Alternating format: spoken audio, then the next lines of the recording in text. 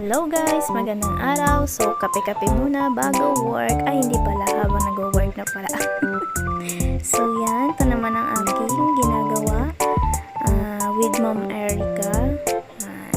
Katulong ko po siya paggawa ng garland, ng lay para po sa faculties, guests, and anything. Anything. And then, so yan, habang nagdidikit po, kadaldalat ko po si Ma'am Jelly. Ang daldal po talaga niya, tsaka si Ma'am Rhea.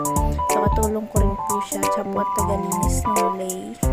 And syempre, kulitan na rin kasama eh. May kasama kulitan, I mean, no? And then, si Ma'am Erica, seryoso yan. Lagi nagtatanong, ano pa? Ano pang kasunod? Ano pang gagawin?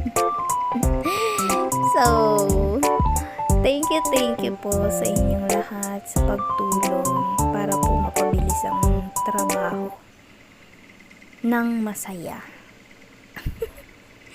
Thank you po.